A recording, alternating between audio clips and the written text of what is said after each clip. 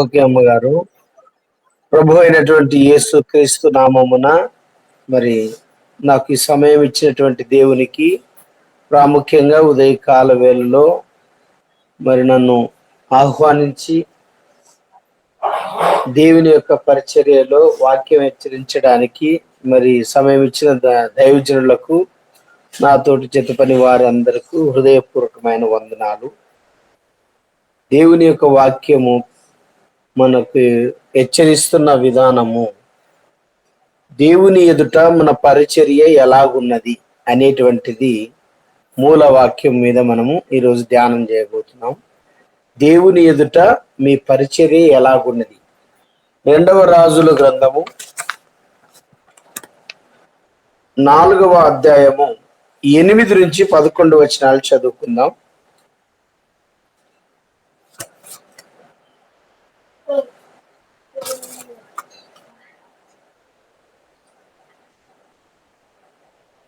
రెండవ రాజుల గ్రంథము 4వ అధ్యాయము 8 నుంచి 11 వచనాలు.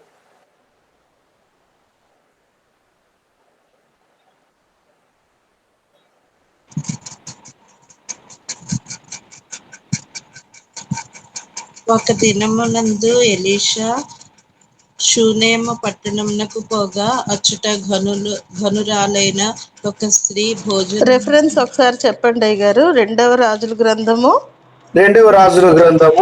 4వ అధ్యాయము 8 నుంచి 11 వచనాలు చదువుకుందాం.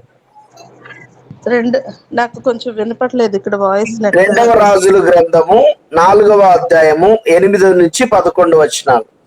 ఓకే, దేవునికి మహిమ కలుగును గాక. ఒక దినమందు ఎలీషా షూనేము పట్టణమునకు పోగా అచ్చట ఘనురాలైన ఒక స్త్రీ భోజనమునకు రమ్మని అతని బలవంతము చేసెను గనుక అతడు ఆ మార్గమున వచ్చినప్పుడల్లా ఆమె ఇంట భోజనము చేయుచూ వచ్చెను. కాగా ఆమె తన పెనిమిటిని చూచి, మన యొద్దకు వచ్చుచూ పోవుచున్న వాడు భక్తిగల దైవజనుడని నేనెరుగుదును. కావున మనము అతనికి గోడ మీద ఒక చిన్న గది కట్టించి అందులో అతని కొరకు మంచము, బల్ల, పీట, దీపస్తంభము నుంచుదుము. అతడు మన యొద్దకు వచ్చినప్పుడెల్లా అందులో బస చేయవచ్చునని చెప్పెను. ఆ తరువాత అతడు అక్కడికి ఒకానొక దినమున వచ్చి ఆ గదిలో చొచ్చి అక్కడ పరుండెను. చాలండి. పరిశుద్ధ గ్రంథములో ఒక దైవజనుని యొక్క భక్తిని ఇక్కడ మనకు హెచ్చరిస్తుంది. ఆ పట్టణములో వస్తూ పోతున్నప్పుడు దైవజనుని యొక్క భక్తి నేనెరుగుదును అని మాట్లాడుతున్నాడు. 10వ వచనములో, కావున మనము అతనికి గోడ మీద ఒక చిన్నది కట్టించి అందులో అతని కొరకు మంచము, బల్ల, పీట, దీపస్తంభము నుంచుదము. అతడు మన దగ్గరికి వచ్చినప్పుడు అందులో బస చేయవచ్చని చెప్పెను.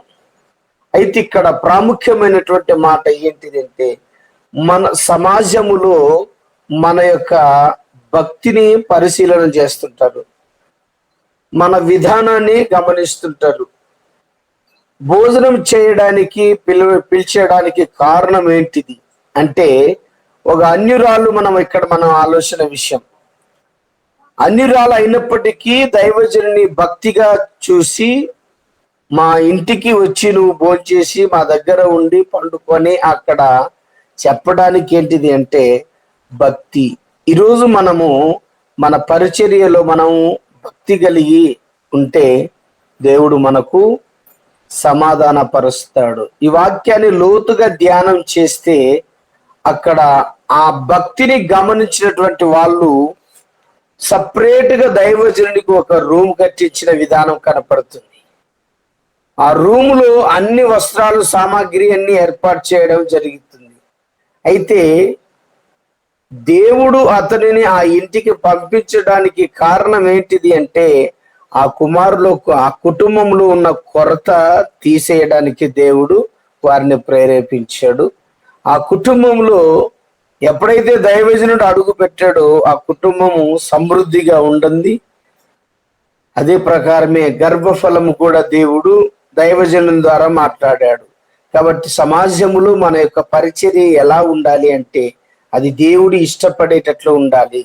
దానిలో మనం చూసుకున్నట్లయితే మనుషుల దయను దేవుని దయను పొందుకునేటువంటి వారిగా మనము ఉండాలి. మత్తయి సువార్త 8వ అధ్యాయము 14 నుంచి 15 వచనాలు చదువుకుందాం. మత్తయి సువార్త 8వ అధ్యాయము 14-15 వచనాలు. తరువాత యేసు పేతురింట్లో ప్రవేశించి పేతురు ఇంట్లో జ్వరముతో పడి ఉన్న అతని అత్తను చూచి జ్వరముతో పడి ఉన్న తన అత్తను చూసి ఆమె చేయి ముట్టగా రమ్మారమే ఆమె జ్వరము వీడెను. దేవుని యొక్క సేవకుడు, హల్లెలూయా. అయితే పేతురు అత్త జ్వరంతో పడిపోయింది. పేతురు అత్త జ్వరంతో పడిపోయినప్పుడు ఆయన ఇంటికి వెళ్ళాడు, స్వస్థత పరిచాడు. ఈరోజు దైవ సేవకునిగా మనం ఉన్నాము. ఎక్కడ అడుగు పెడతామో అక్కడ నేనుంటానని దేవుడు వాగ్దానం చేశాడు. అయితే ఎలా ఉంటే ఆయన మనతో ఉంటాడు అంటే భక్తి గల దైవజనునిగా మనం ఉంటే వేకువజాముని ఆయనని వేడుకునే బిడ్డగా, ఆయనకిష్టమైనటువంటి దైవ సేవకునిగా, ఆయనకిష్టమైనటువంటి సేవా పరిచర్య చేస్తున్నప్పుడు ఆయన మనలో ఉండి మనకు వరాలనిచ్చి అడుగుపెట్టిన ప్రతి స్థలములో ఆయన మనల్ని స్వాధీనపరుచుకుని ఆయన నామాన్ని ఘనపరుచుకుంటాడు. మొదటి మాటలో భక్తిని గమనించారు. రెండవ విషయములో పేతురు అత్తను స్వస్థపరిచాడు. మత్తయి సువార్తలోని 22వ అధ్యాయము 13-14 వచనాలు ఒకసారి మరి చదువుకుందాం. మత్తయి సువార్త 22వ అధ్యాయము 13-14 వచనాలు.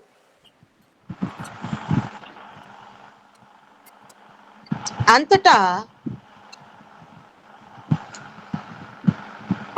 రాజు వీని చదవమ్మా. వీని కాళ్ళు చేతులు కట్టి వెలుపటి చీకటిలోనికి త్రోసివేయుడి. అక్కడ ఏడ్పును పండ్లు గొరుకుటై ఉండనని పరిచారకులతో చెప్పెను. కాగా పిలువబడిన వారు అనేకులు, ఏర్పరచబడిన వారు కొందరే అని చెప్పెను. అప్పుడు పరిసయ్యులు వెళ్ళి మాటలలో ఆయనను చిక్కుపరచువలని ఆలోచన చేసిరి. చాలు. ఇక్కడ మనకి 14వ వచనములో మనము పిలువబడ్డాము కనుక, పిలువబడినది అనేకులు, ఏర్పరచబడిన వారిలో కొందరే. అయితే మనం పిలువబడి ఉన్నాము గనక ఏర్పరచబడి వారిగా కూడా మనము ఉండాలని దేవుని వాక్యము హెచ్చరిస్తుంది. అయితే పిలిచిన తరువాత ఏర్పరచబడిన వారిగా లేకపోతే మనం ఎక్కడుంటామని కూడా హెచ్చరిస్తున్నాడు. అక్కడ ఎక్కడుంటాయంటే పండు కొరుకుటను అనేటువంటి మాటలు మనం హెచ్చరిస్తున్నాం. లూకాసు వార్త 22వ అధ్యాయము 24 నుంచి 27 వచనాలు చదువుకుందాం ప్రియులారా. లూకాసు వార్త. తమలో ఎవడు గొప్పవాడుగా ఎంచబడును అను వివాదము వారిలో పుట్టగా ఆయన వారు తిట్లెను. అన్ని జనుల్లో రాజులు వారి మీద ప్రభుత్వము చేయుదురు, వారి మీద అధికారము చేయువారు ఉపకారులను బడుదురు. మీరైతే అలాగు ఉండరాదు. మీలో గొప్పవాడు చిన్నవారి వలె, అధిపతి పరిచారకుని వలె ఉండవలెను. గొప్పవాడెవడును భోజన పంక్తిని కూర్చుండవాడు, పరిచర్య చేయువాడు, పంక్తిని కూర్చువాడు కదా. ఆయన నేను మీ మధ్య పరిచర్య చేయవాలని ఉన్నాను. నా శోధనలో నాతో కూడా. చాలమా. అయితే ఇక్కడ మనము సేవా పరిచర్యలో దేవుడు మనకు వరాలు ఇచ్చిన తర్వాత ఆ వరాలను మనము కాపాడుకునే బిడ్డగా, గొప్పవాడుగా ఉండకూడదు, తగ్గించుకునేవాడిగా ఉండాలి. అయితే మనం ఎలా ఉన్నాం ఒకసారి మనం పరిశీలన చేసుకుందాం. పరిశుద్ధాత్మ దేవుడు మెప్పుదల కలిగి ఉండాలి. పరిశుద్ధాత్మ దేవుడు ఇష్టపడే బిడ్డగా ఉండాలి. పరిశుద్ధాత్మ దేవుని యొక్క నామాన్ని గణపరిచే బిడ్డగా మనం ఉండాలి. కానీ వరం వచ్చిన తర్వాత, వరాలు ఇచ్చిన తర్వాత ఎప్పుడైతే మనల్ని ఆయనకి విరుద్ధంగా జీవిస్తామో, నడుచుకుంటామో, అప్పుడు ఆయన దగ్గర నుండి తొలగిపోయే అవకాశం ఉందని అయితే సమాజంలో మన యొక్క భక్తి ఎలా ఉండాలి, తగ్గించుకునేటువంటి బిడ్డలుగా మనం ఉండాలి. తనను తగ్గించుకున్న వాడు హెచ్చించబడతాడు అని అంటారు. అదే యేసు ప్రభువు వారు అంటున్నారు, నేను చేయడానికి వచ్చాను కానీ పరిచర్య చేయించుకోవడానికి నేను రాలేదు అంటున్నాడు. కాబట్టి మనం పరిచర్య చేసేటువంటి బిడ్డలము, దేవుని యొక్క పని చేసేటువంటి వారము. గొప్ప అనేది మనలో ఉండకూడదు. మన పరిచర్య మన తండ్రి అయిన దేవుడు మెచ్చుకునేటువంటి బిడ్డలుగా మనం ఉండి ఆయన నామాన్ని గణపరిచే వారిగా ఉండాలని దేవుని యొక్క వాక్యము హెచ్చరిస్తుంది. అదే లూకా సువార్తలో 8వ అధ్యాయము 1 నుంచి 3 వచనాలు ఒకసారి చదువుకుందాం. లూకా సువార్త 8వ అధ్యాయము 1 నుంచి 3 వచనాలు. వెంటనే ఆయన దేవుని రాజ్య సువార్తను తెలుపుచు ప్రకటించుచు ప్రతి పట్టణంలోను ప్రతి గ్రామములోను సమాచారము చేయుచుండగా 12 మంది శిష్యులు అపవిత్రాత్మలు వ్యాధులను పోగొట్టబడిన కొందరు స్త్రీలను అనగా 7 దయ్యములు వదిలిపోయెను. మగ్దలేని అనబడిన మరియు హేరోదు యొక్క గృహ నిర్వాహకుడగు కూజా భార్యగు యోననియు సుసన్నియు ఆయనతో కూడా ఉండి వీరును ఇద్దరు అనేకులను తమకు కలిగిన ఆస్తిలో వారికి ఉపచారము చేయిచూ వచ్చిరి. చాలమా. అయితే మనం ఎలా ఉండాలి అంటే ఉపచారం చేసేటువంటి బిడలుగా తయారు చేయాలి. దేవుని యొక్క సంఘాన్ని బండ మీద కట్టబడింది గనక, సంఘము ఆయనది గనక, మనము ఆయన పనిముట్టుగా వాడుకుంటున్నప్పుడు సంఘములో సంఘ బిడ్డలను బలపరచడానికే. అయితే యెహెజ్కేలు గ్రంథములో ఒక మాట అంటాడు, నా గొర్రెలు నా స్వరము వినును అని యోహాను సువార్తలు అంటాడు.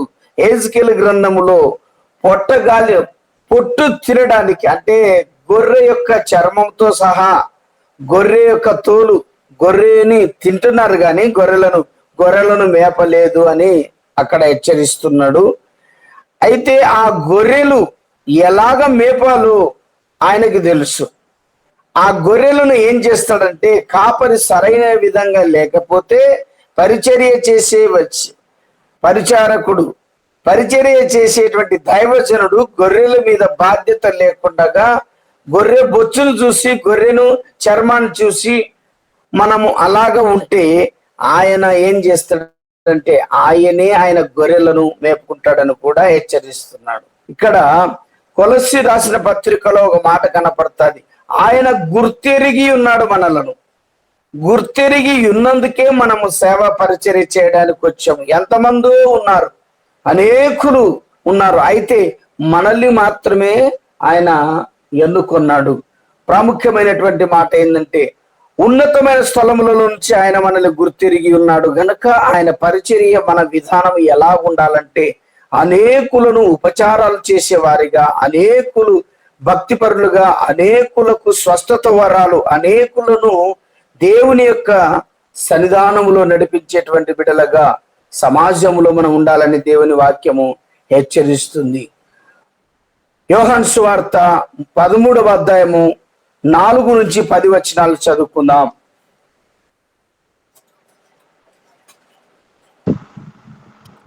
యోహాను సువార్త 13వ అధ్యాయము 4 నుంచి 10 వచనాలు. భోజన పంక్తిలో నుండి లేచి తన పై వస్త్రములో అవతల పెట్టివేసి ఒక తువాలు తీసుకొని నడుమునకు కట్టుకొనెను. అంతటా పల్లెములో నీళ్లు పోసి శిష్యుల పాదములు కడుగుటెను, తాను కట్టుకొని ఉన్న తువాలతో తుడుచుటకును మొదలు పెట్టెను. చాలా మమ్మల్ని చదువుకున్నాం, ఈ వాటి సమయం లేదు కనుక ఇక్కడ ఏమని హెచ్చరిస్తున్నాడంటే, తనను తాను తగ్గించుకొని ఎవరైతే అలాగ హెచ్చించబడుతున్నారో, ఎవరైతే గర్వంగా ఎవరైతే దేవునికి కొంచెం నేను గొప్ప అలాగా వాళ్ళ సంభాషణ వచ్చేసిందో వాళ్ళందరికీ ఇక్కడ ఏమేమి హెచ్చరిస్తున్నాడంటే ఆయన ఇక్కడ పాదశుద్ధి చేసినట్లు మనకు హెచ్చరిస్తుంది. భోజన పంక్తిలో నుండి లేచి తన పై వస్త్రములను అవతల పెట్టివేసి ఒక తువాల తీసి కొని నడుమునకు కట్టుకుని అంతట పల్లెములో నీళ్లు పోసి శిష్యుల పాదములను కడుగుటకు తాను కట్టుకొని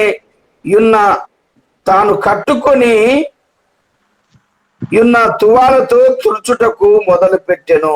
ఇట్లు చేయుచు ఆయన సియోను పేతురునొద్దకు వచ్చినప్పుడు అతడు, ప్రభువా, నీవు నా పాదములను కడుగుదువా అని ఆయనతో అనేను. అందుకు యేసు, నేను చేయుచున్నది ఇప్పుడు నీకు తెలియదు గాని ఇక మీదట తెలుసుకుందు అని అతనితో చెప్పగా, అయితే ఇక్కడ మనకు యేసు ప్రభు పాదశుద్ధి చేశాడు. ఎందుకు చేశాడంటే సంఘములో కావచ్చు, సేవకులలో కావచ్చు, హెచ్చులుగా నేను గొప్ప అని ఉన్నప్పుడు ఆయన ఎంత తగ్గించుకున్నాడో కూడా మనకి ఇక్కడ భక్తి పరంగా కనపడుతుంది. అందుకే మనము ఎంత తగ్గించబడతామో అంత హెచ్చించబడతాం. 2 కొరింథీయులకు రాసిన పత్రిక 3వ అధ్యాయము 7 నుంచి 9 వచనాలు చదువుకుందాం. నా మాటలు త్వరగా ముగిస్తాను. 2 కొరింథీయులకు రాసిన పత్రిక 3వ అధ్యాయము 7 నుండి 9 వచనాలు. కాబట్టి వృద్ధి కలుగు చెయ్యు దేవునిలోనే కాని నాటువారిలోనైనను నీళ్లు పోయేవారిలోనూ ఏమీ లేదు. నాటువాడును నీళ్లు పోయేవాడును ఒక్కడే. ప్రతివాడు తాను చేసిన కష్టము కొలది జీతము పుచ్చుకొనును. మేము దేవుని జత పనివారమై ఉన్నాము, మీరు దేవుని వ్యవసాయమును దేవుని గృహమునై ఉన్నారు. 2 కొరింథీయులకు రాసిన పత్రిక 3వ అధ్యాయం 7 నుంచి 9 వచనాల్లో మనం హెచ్చరిస్తుంది. అమ్మా, 2 కొరింథీ 3వ అధ్యాయము 7 నుంచి 9 వచనాలు. 2 కొరింథీ. మరణ కారణమగు పరిచర్య రాళ్ల మీద చెక్కబడిన అక్షయములకును సంబంధమైనదను మహిమతో కూడినది గాయను. అందుకే మోషే ముఖము మీద ప్రకాశించుచుండిన ఆ మహిమ తగ్గిపోవునదైనను ఇశ్రాయేలు అతని ముఖమును తేరి చూడలేకపోయిరి. ఇట్లుండగా ఆత్మ సంబంధమైన పరిచర్య ఎంత మహిమ గలదై ఉండునను శిక్ష విధికి కారణమైన పరిచర్యే మహిమ కలిగినదై, నీతికి కారణమైన పరిచర్య ఏదో అధికమైన మహిమ కల దగును. అధికమైన మహిమ దీనికి ఉండవలసిన ఇంతకు మునుపు మహిమ గలదుగా చేయబడినది. ఈ విషయములో మహిమ లేనిదాయను. తగ్గిపోవునచే మహిమ గలదే ఉండిన ఎడల నిలిచినది మరి ఎక్కువగా మహిమ గలదై ఉండును కదా. చాలమ్మా, తర్వాత చదువుకోండి 7 నుంచి 11 వచనాలు. మనము చేసే పరిచర్య మహిమ కలదై ఉండాలా? కొన్ని మనకు హెచ్చరిస్తున్నాడు. మహిమ గలదై పరిచర్య ఉండాలి. మోషే ముఖం మీద ఎలాగా తేజస్సు తగ్గలేదో మన యొక్క పరిచర్యలో ముఖ తేజస్సు తగ్గకూడదు. పరిచర్యలో మనం ఎలా ఉండాలంటే దేవుని యొక్క ప్రకాశమైన వెలుగును పొందుకునేటువంటి బిడ్డలుగా మనం ఉండాలని దేవుని వాక్యం హెచ్చరిస్తుంది. ఫిలెమోను 1వ అధ్యాయము 8 నుంచి 13 వచనాలు చదువుకొని నా మాటలు ముగిస్తాను. ఫిలెమోను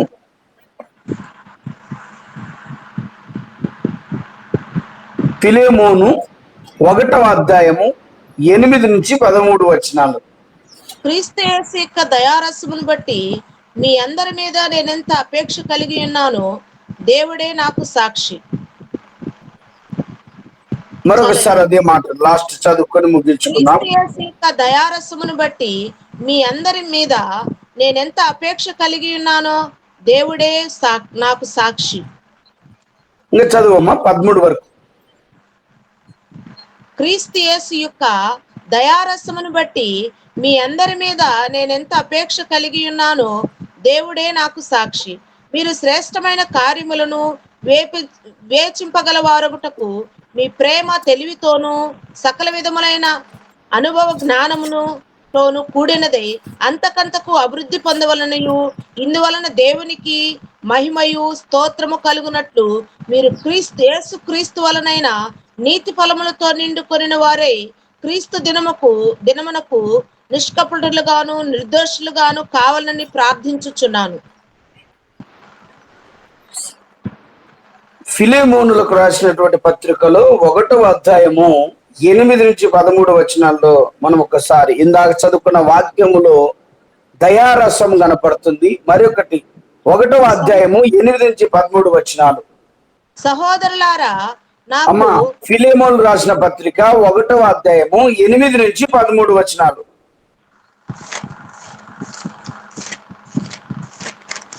పేజ్ నెంబర్ 119 అమ్మా. కావున యుగ సమాప్తమైన దానిని గూర్చి మీకు ఆజ్ఞాపించుటకు క్రీస్తునందు నాకు బహు ధైర్యమును కలిగి ఉన్నాను. వృద్ధుడను ఇప్పుడు క్రీస్తు యేసు ఖైదీనైన పౌలును నేను ప్రేమను బట్టి వేడుకునుట మరి మంచిదనుకొని నా బంధకములో నేను కనిన నా కుమారుడగు నేను నిన్ను వేడుకొనుచున్నాను. అతడు మునుపు నిష్ప్రయోజుడైన వాడే కాని ఇప్పుడు నీకును నాకును ప్రయోజనకరమైన వాడైను, నా ప్రాణము వంటి వాడైను. అతను నీ యొద్దకు తిరిగి పంపి ఉన్నాను. నేను సువార్త కొరకు బంధకంలో ఉండగా నీకు ప్రతిగా అతడు నాకు పరిచారము చేయు నిమిత్తము నా యొద్ద అతనిని ఉంచుకొనవలనని ఇంటిని కాని నీకు చాలు తల్లి. ఇక్కడ మనకు వాక్యం ఏమని హెచ్చరిస్తుందంటే, ఒక వ్యక్తిని మనం తప్పిపోయినప్పుడు, మన సహోదరులు ఒక వ్యక్తి తప్పిపోతే మనం వదిలేయకూడదని ఇక్కడ మనకి పౌలు హెచ్చరిస్తున్నాడు. ఇక్కడ ఒక వ్యక్తి తప్పిపోయాడు, అదే వ్యక్తిని మరి దగ్గరకు తీసుకుని మరీ బలపరిచే విధంగా ఇక్కడ ఇద్దరు వ్యక్తులతో ఉన్నటువంటి సంబంధం ఏంటిదంటే, ఒకరికంటే ఒకడు సరిపోడు. అయితే మన పరిచర్య ఒకరికంటే ఒకరు సరిపోయే విధంగా ఉండకూడదు, అందరికీ సరిపోయే విధంగా ఉండాలి. వీళ్ళ ఇద్దరు ఒకరి మధ్య ఒకరు అనుకూలత లేకపోవడం వలన పౌలును అనేటువంటి భక్తుడు ఏం హెచ్చరిస్తున్నాడంటే, ఒక వ్యక్తిని, ఒక భక్తిలో ఉన్నటువంటి వ్యక్తి, జారిసినటువంటి వ్యక్తి, తప్పిపోయిన వ్యక్తిని మరీ దగ్గరికి తీసుకొని బలపరిచిన విధానం ఇక్కడ కనపడుతుంది. కనుక మన పరిచర్య దేవుని ఎదుట ఎలా ఉండాలంటే భక్తి కలిగినదిగా ఉండాలి, దయారసం కలిగినటువంటి ఉండాలి, స్వస్థత పరిచేటట్టుగా ఉండాలి, సంఘాన్ని అభివృద్ధి పరిచేటువంటి బిడ్డగా ఉండాలి, ఉపచారం చేయటువంటి బిడ్డలుగా ఉండాలి, దేవుని మార్గంలో మనము నడిపించేటువంటి బిడ్డలుగా ఉండాలి. ఎందుకంటే ఆయన పరలోకములో నుండి మనల్ని చూస్తున్నాడు, పరలోకములో నుండి మనల్ని చూస్తున్నాడు గనక ఆయనకు మనము ఎలా ఉండాలి అంటే దేవుడు ఇష్టపడేటువంటి బిడ్డలుగా మనం ఉండాలి. కాబట్టి 1వ పేతురు రాసిన పత్రిక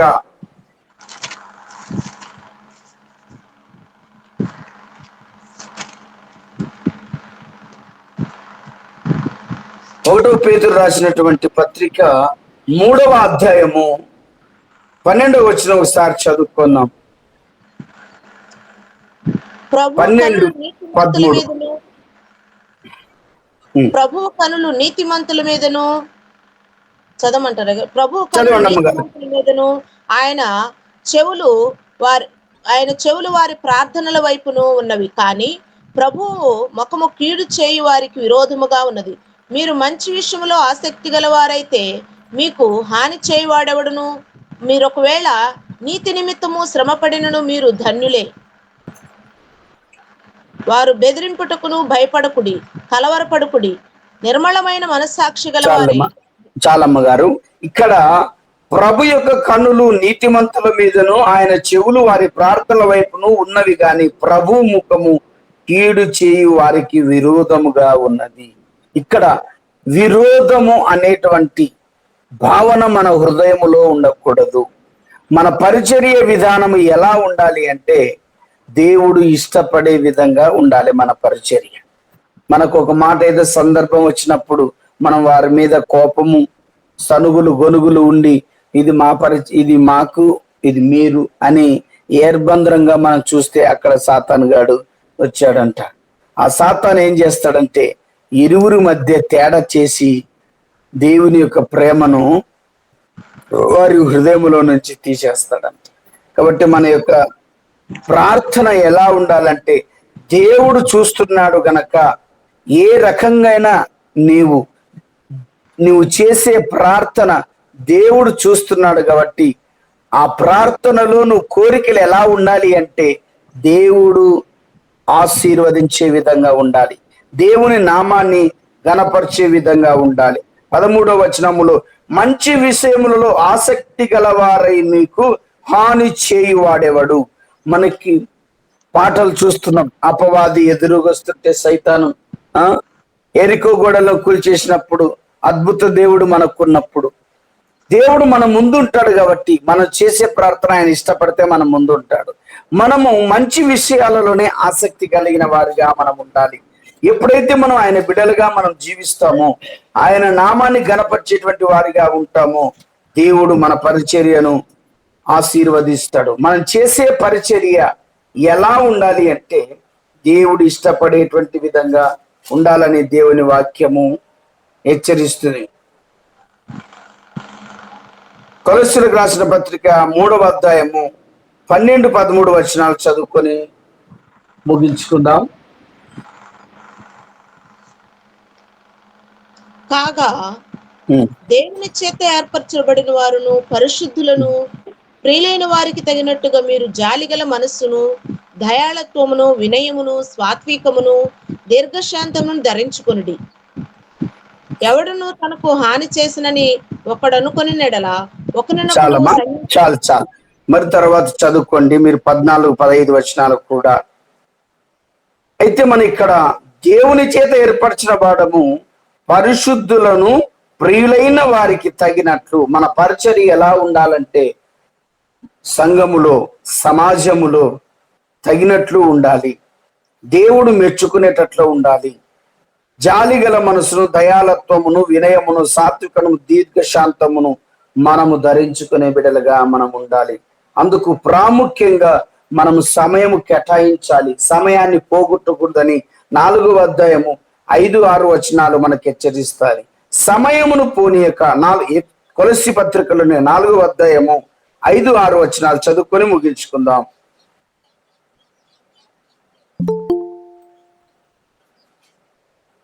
అమ్మగారు, సమయము పోనీక సద్వినియోగము చేసుకొనుచు సంఘమునకు వెలుపటి వారి ఎడల జ్ఞానము కలిగి నడుచుకొనుడి. ప్రతి మనుష్యునికి ఎలాగూ ప్రత్యుత్తరం ఇయ్యవలనో అది మీరు తెలుసుకొనుటకై మీ సంభాషణ ఉప్పు వేసినట్టు ఎల్లప్పుడూ రుచి గలదిగాను కృపాసహితముగాను ఉండనీయుడి.